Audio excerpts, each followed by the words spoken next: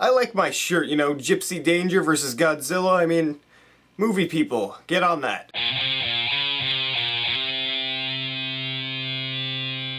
Godzilla is a movie about Godzilla, and he does things. I don't want to spoil anything, because I know some people are going into this movie completely blind, and the movie's about Godzilla, and the government kind of covers it up, and the fact that he exists, and there's events, and Bryan Cranston's in it. Now, going into this movie, I was pretty excited. The trailers were really well done, but I've never been a huge fan of Godzilla, so I wasn't getting too excited. I thought the trailers looked really good, and the movie itself is a very good movie. It's very enjoyable. Starting with the acting, I guess the lead of the movie is Aaron Taylor Johnson, and I thought he did a good job in this movie. His character is kind of stoic, but I understood that. Like, that's the type of character he's playing. It's not like he gave a bad performance, he's just playing a stoic type guy. Bryan Cranston's also in the movie. He plays Aaron Taylor Johnson's father, and Bryan Cranston is just fantastic in this movie. He doesn't have, like, a big role in the movie. He has more of a supporting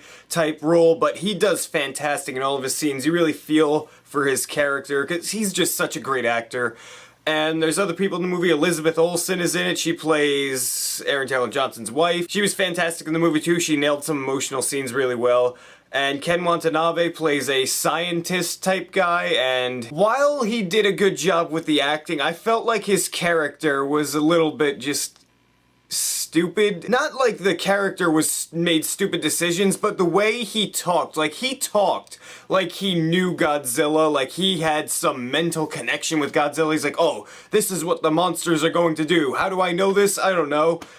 I'm guessing. And it was just, the monsters kind of end up doing what he says they will, and it makes him look so smart, but honestly, he was just guessing, so that bugged me a little bit. And this movie is directed very well. It looks fantastic. All of the destruction shots are just amazing. They look completely real, and as do the monsters in the movie. Like, Godzilla himself looks just freaking amazing. It's just so awe-inspiring, especially the first time you see Godzilla. That was just a fantastic moment in the movie, and the action sequences when they're actually there and they don't cut you off, they are just mind-blowingly amazing. It's too bad we only got one real big sequence of action. That leads me into one of my big problems with this movie.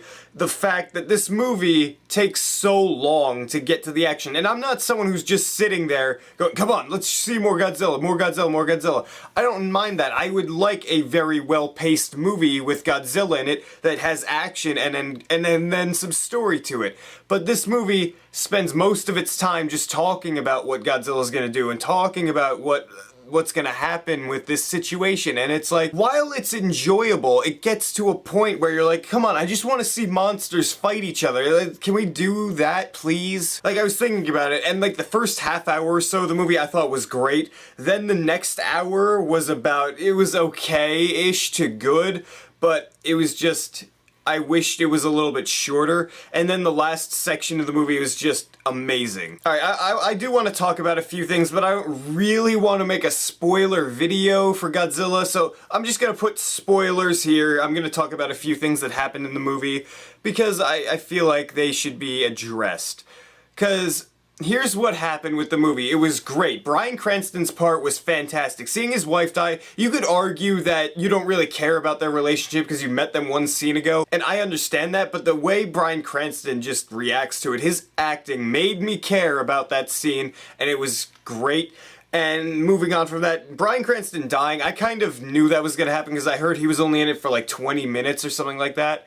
So I was kind of expecting that, but honestly, after that, the movie delved from great, it kind of dropped into like the good, okay territory, because it just spent a lot of time, like I said, talking about, is Godzilla gonna do this? What should we do? We should nuke him? No, we shouldn't nuke it.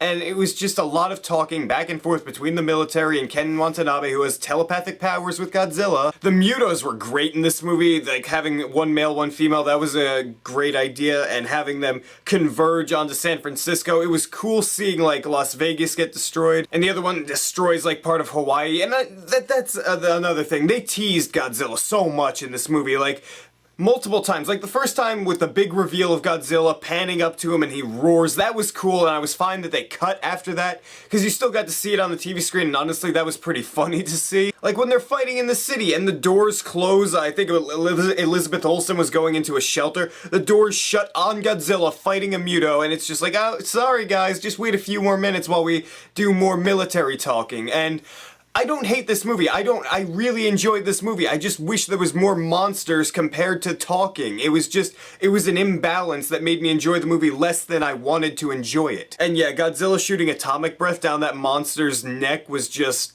fucking amazing. I mean, that was by far the best moment of the movie, and it was just fantastic. It was great to watch. That whole sequence in the city was just great. The atmosphere was great. Like when they're diving through the clouds, you really get a feel for what's going on there. I love how multiple times in the trailer, it's just actually shots of Godzilla, but in the movie, it's actually him fighting a Muto. It's just like, I guess they really did want to keep that a secret. So Godzilla's a very enjoyable movie. It has good acting all around the board. It has great special effects, good direction. Godzilla himself looks fantastic.